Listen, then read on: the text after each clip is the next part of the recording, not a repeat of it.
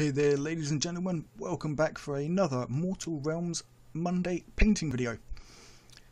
Just before we get started on this one, I would like to thank those of you that have been subscribing the last few weeks that I haven't been putting out content due to obviously the current world situation and just some personal things in my life. I've had to put the channel on the back burner for a little bit, but I am back with more energy than ever and hoping to get more content out, including small painting tutorials, tips, tricks and things like that, as well as obviously the Mortal Realms Monday and the Indomitus content. So if any of you guys have any ideas on what you would like to see, let me know down in the comments below, and I'll see what I can get done for you. Anyway, over to the model. This is the Lord Exorcist from issue 31 of the Mortal Realms magazine, and I'm painting him in the Celestial Vindicators painting scheme, or colour scheme, which is my army of choice for the Mortal Realms collection, or at least for the Stormcast. So first of all, I've gone and primed him in a generic Rattlecan Grey primer. That is obviously safe for plastic, and I'm now applying 2 or 3 thin coats of Incubi Darkness. This is the darker base colour for the Celestial Vindicators, at least the way that I'm painting it. So I'll get on with this and we'll be back in just a minute. So next up, I'm taking some Abaddon Black and I'm just applying this to any of the areas that are going to be obviously black or gold. This will be obviously the backs of his knees, the inside of his elbows, as well as the inside of his cape, and the emblem, or whatever you want to call it, the banner and that on his shin guards, as well as obviously the gold areas, so it'll be the trimming around the shin guards, the belt buckle, his shoulder guards, the trim on the outside of those, as well as his helmet. You'll also notice that I'm painting this in sub-assemblies. This was so that I could paint the inside of the cloak easier, as well as get into those areas on the back of the model that the cloak is going to cover. And then obviously I've left his head off to make painting that easier, and also the staff. I won't show the head being painted in this video, as it's going to be done the same way as the body and that, so you'll know pretty much how to do that anyway. However, with the staff, we will show a little bit of that. Now, I did start painting this before the last video that I put out, and then I took a break from it, so the last 20 minutes of this video is a little bit sketchy in terms of how I'm painting, as I hadn't painted at all for the 4 weeks that I've been away. I just needed a break from things, and you know, I probably shouldn't have done it halfway through a model. I do not recommend that. The worst thing you can do is come back to a model with your painting skills having taken a bit of a relaxing period. But obviously that is what it is. Hopefully you guys will enjoy the video that I have got here, but I do promise that from this point onwards content will improve. So stick with me, please enjoy the video and hit that like button and subscribe button. But in the meantime, I will get on with painting these black areas, and I will catch you guys in just a second. And welcome back. So with all the black areas now done, I'm taking some Corax white and I'm going to apply this obviously to the areas that I want white. Now the shin pads on here, I was a little bit unsure what colour scheme to do them in regards to fitting with the model. Personally, I don't think this is a great looking model. The shin guards just they look too much on him.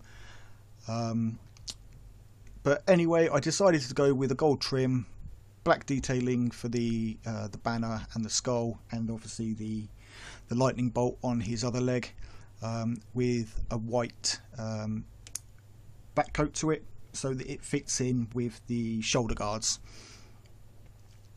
So obviously white areas for this are the shoulder guards, the shin pads, and the two long tassel bits that he has coming down the front of his body.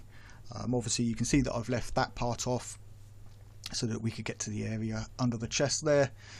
This is a model that I would recommend painting in sub-assemblies. It just makes things a lot easier. As for fixture to the painting handle here, you'll notice that blob of blue tack at his feet. That is not the only thing holding him there. He would be all over the place by now if that were. What I've done is drilled a hole into the heel of his foot so that it goes up into his leg slightly, and then a hole into the top of the painting handle with a bit of paper clip put in there. And what I did is super glued it into the painting handle, blobbed the blue tack around the pin that was slightly higher than the pin, so that as I pushed him down onto the pin, the blue tack will essentially keep him in place, and the pin will hold him there as well. So it's just an extra bit of stability and assurance for me.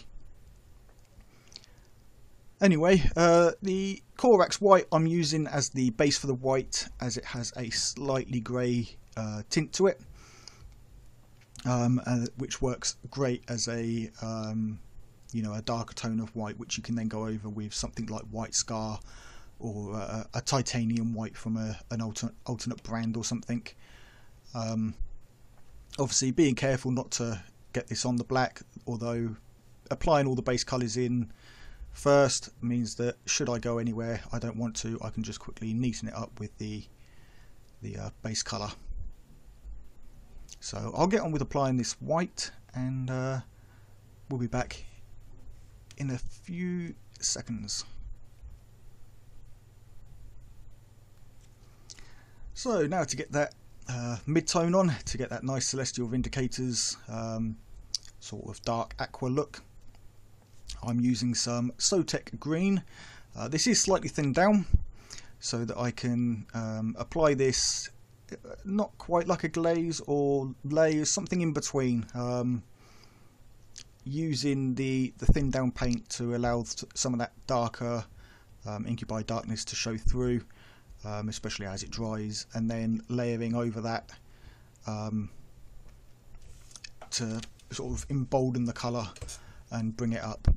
So it's layering with a slightly thinned down, or more thinned down paint than you usually would, but not quite glazing to change the tint. So obviously this is applied over the majority of the incubi darkness. This does take a good 4 or 5 layers, leaving any areas of incubi darkness for shadow, such as obviously the overlaps on his feet plates, the underside of his arms, the inside of his legs and such. While painting, I tried to keep in mind that I've got a light source coming from slightly up and to his right, so if you hold him looking at him, then it's to the upper left slightly, meaning that one side of his body is slightly brighter than the other, but as it's a bright light source, sunlight, something like that, obviously you're not going to get a harsh shadow on the opposite side, whereas if the light was coming directly from the side of him, then you would get more of a shadow. But due to reflective light and such, you can allow for an almost even shade on both sides of the model. So as I've slipped out of screenshot there, I'll take this point to jump to the next step, where you can see the finished look of the Sotek green and the next stage of painting. And welcome back. So moving on to the golds now. I'm taking some Balthazar gold and using this as the base gold for obviously all the gold areas.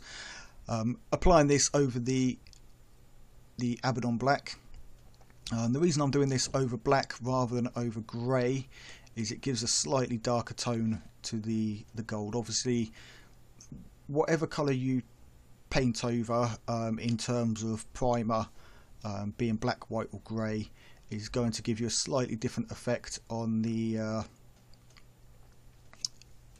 overall tone of the paint applied over the top of it. So as I want this gold to be quite bright, I need the base coat to be a little bit darker, so obviously I went with a black base to this, as opposed to using maybe a grey, or you could even use maybe Mornfang brown or something along those lines, to give it a little bit more of a brownish tint. So obviously gold area wise, this goes over the trimming for the shin guards, the belt buckle that he has, which you can see I've got in black there, the trimming for his shoulder guards, as well as his helmet and the sort of the cheekbone part of it. Just a quick note on the helmet. I have recently noticed, a few models ago when painting these guys up, that they're not wearing helmets. I'm assuming you guys already know this and I'm just late to the party, but they are masks. If you look at the back, they have a 3-point strap with a buckle in the middle of it. So I'm not sure if you guys have been painting these as heads, helmets, masks, with the head showing or what, but I've obviously decided that these are now going to be shaved head guys with a mask on. I thought maybe you could do them as skulls and give them a bit more of a bone colour, so that they're more, skeletons in reanimated bodies or something, and they've got the masks on to hide that skull. But yeah, just something that I'd noticed that I thought I'd share with you guys. Anyway, I'll get on with applying this gold and we'll be back in just a tick. Okay, so moving on to the handle for the dagger. I'm not too worried about painting the dagger itself, as it is so far behind the model you can't see it. However, the handle and the pommel tends to sort of stick out a little bit, and so I'm painting that up. And for this I'm just using some Screamer Pink. I was unsure what colour to do the binding on the book, the cover and that, so I thought I'll go with the Screamer Pink, try and keep the colours within theme of each other, rather than going for a typical brown leather or something. I thought I'd go for a bit more of a coloured cover look. So obviously the cover of the book, as well as the bookmark piece on the inside, the handle of the dagger, and also the staff handle will all be done in Screamer Pink. This is a nice strong colour. It is a base colour, base paint, so one, maybe 2 coats is all it really needs. Just keep it a little bit thin to avoid the brush marks, and obviously be sure to take up the edges of the book and that. So again, I'll get on with this and catch you in a flash. Okay, so I'm now taking some white scar and some of that Sotek green and mixing this up to obviously brighten up or lighten down the colour slightly. And this is going to be my highlight colour for that Sotek green, as it keeps it in with that sort of teal kind of colour, rather than having to use another highlight paint. So obviously taking this and a fine brush, this is a size 1 I think, I'm just going around edge highlighting the majority of, or everywhere where the light would catch, but also adding in along flatter pieces of armour just some sort of highlight areas where the light would catch a little bit more, because it will catch on those flat areas as well, If you look at sort of metallic type surfaces or shiny surfaces, even when they're flat, you still get that bright spot that almost doesn't show what the colour is. It will show a lot more the sunlight and the brightness of it rather than the actual colour of the piece. So I'm not too afraid of placing a bright colour on flat areas as a highlight, as long as it's done right. You have to judge it by eye and obviously experience, and just sort of figure out where that light is going to have that bright spot on a flat area, and then obviously edges and things like that are going to do their own reflective thing. So make sure that edges and stuff get highlights as well. So I'll get on with this and catch you guys in a minute.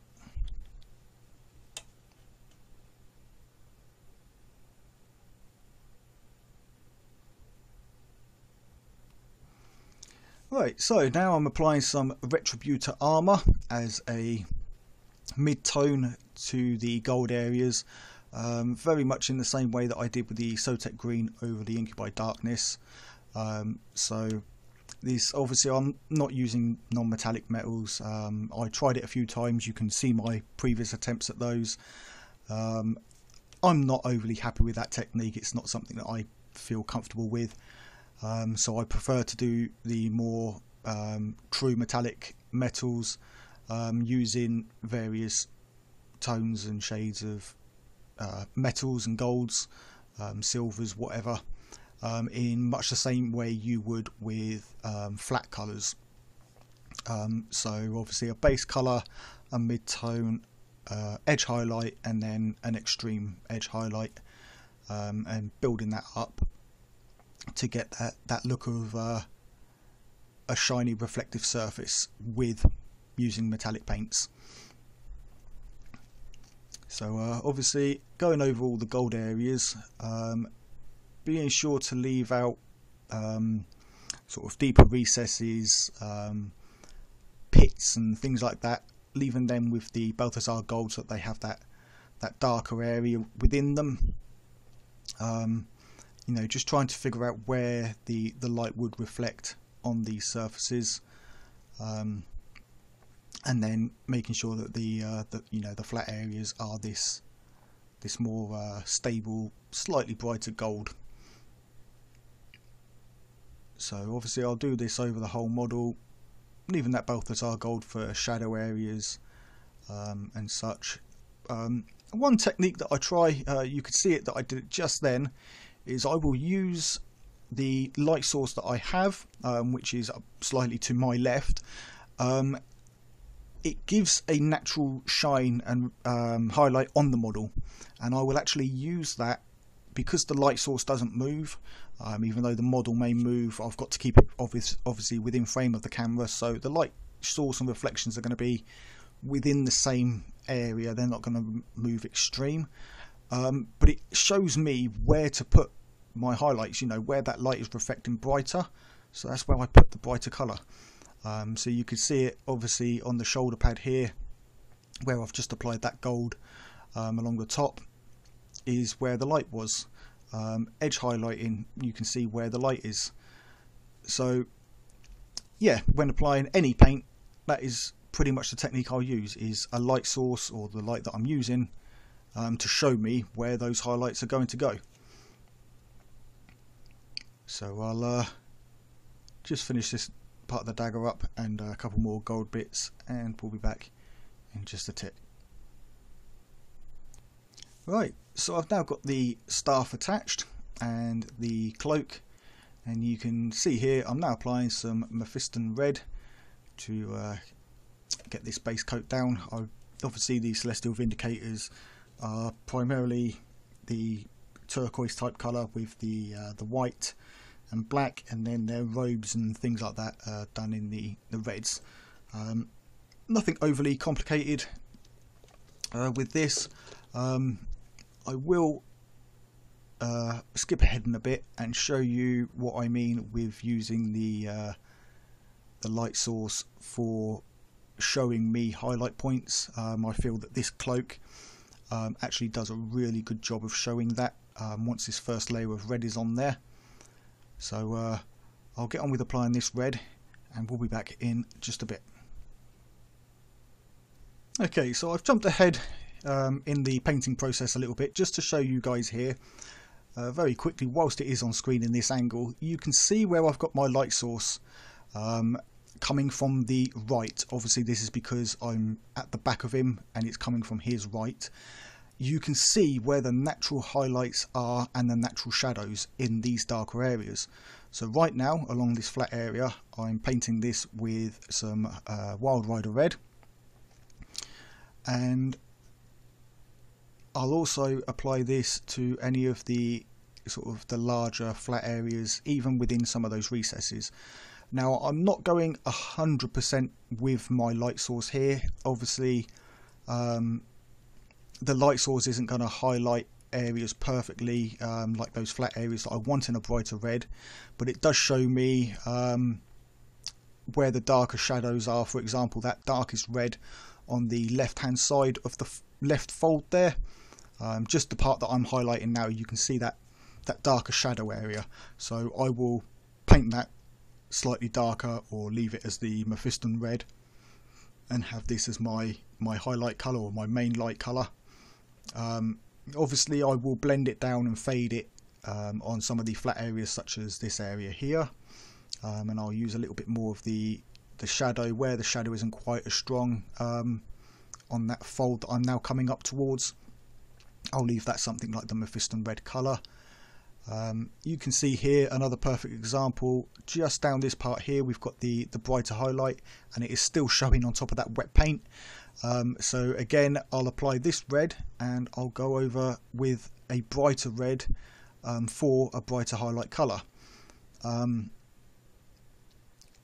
Like I said, I'm not going for a purely realistic look to this. If I did that, then funny enough it wouldn't look as effective. So I'm using the light source as a reference and sort of to guide me on where my shadows and my midtones should be. The Mephiston red is essentially a mid shadow, and then I can darken it up if I need to on some of those darkest recesses. The Wild Rider red, I think that is what this is. Yeah, and I've just checked. Nope, this is the Evil Sun's Scarlet. So my bad, this is Evil Sun's Scarlet that I'm using here. Wild Rider red will be the final highlight that I use for edge highlighting. Again, this is thinned down so that as it dries you can see that it blends in a little bit with that Mephiston red. But it is just a case of picking off those flat areas where the light is going to show the most and leaving those darker areas, and then the darkest area shadow that I get even with that Mephiston red I can then darken up with a slightly darker tone, probably a shade like Druky Violet or something like that, or maybe a little bit of a mix of a purple into the red, or a dark blue into the red, a dark brown, something like that. Obviously it depends on the shadow colour. I will try and make up a video where I can paint and talk at the same time rather than voice over, so that I can go a little bit more in depth with something like this. If that's something you guys would like to see, let me know down in the comments. You know, I need to see some of that motivation and enthusiasm from you guys on what you want to see, so that I can tell and judge, you know, do I make this video or not. So yeah, that's essentially how I work with my shadows to essentially trick and sort of cheat to know where I need to put my highlights and midtones and such. So I'll now jump on slightly and we'll look at how I do the edge highlighting for the robes here, and then we'll see what happens with the rest of the video in terms of finishing the staff and such. So I will catch you guys back in just a tick. Okay, so now I am using Wild Rider red, and I'm using this for the pinstriping on the two tassels that he has down the front here. You'll also notice that I've now fixed the head to the body and painted the mask in the same technique as the other parts of the body, as well as the staff.